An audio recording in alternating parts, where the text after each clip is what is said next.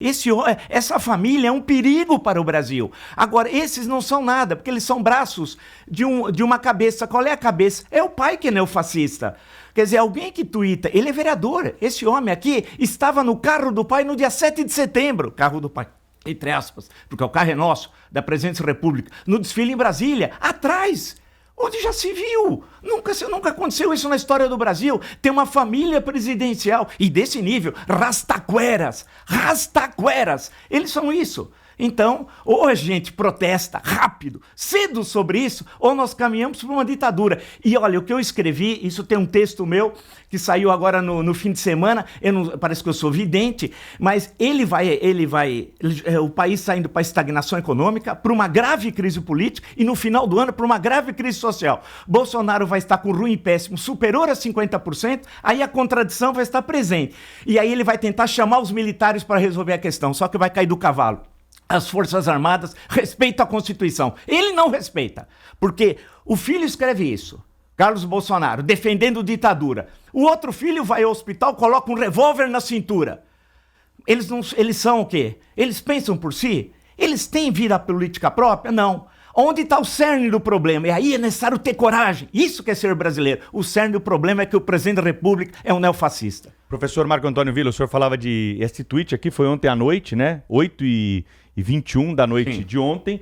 E já tem repercussão, né? Já tem partido político. Aí, por exemplo, o PSDB já divulgou uma nota dizendo que pelas vias democráticas o brasileiro elegeu presidentes, apoiou impeachments dos que cometeram irregularidades. Por vias democráticas o brasileiro elegeu Bolsonaro e tirou o PT.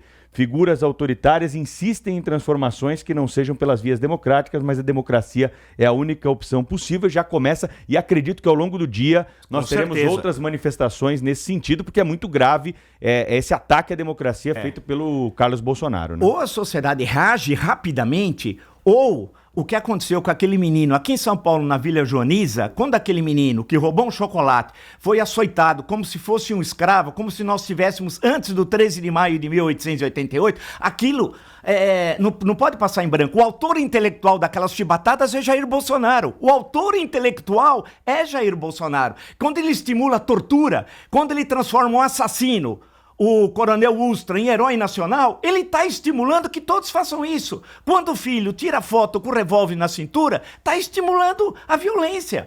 E a violência, que rompe com o Estado Democrático de Direito, é uma característica claramente do fascismo. Só que eu não posso chamar de fascismo no sentido clássico do Partido Nacional Fascista, fundado em 1919 pelo Benito Mussolini, porque eles não têm capacidade intelectual de pensar o fascismo no Mussolini. Eles são rastaqueras. O Mussolini, nesse sentido, é bom lembrar que fascismo é uma coisa e nazismo é outra, né?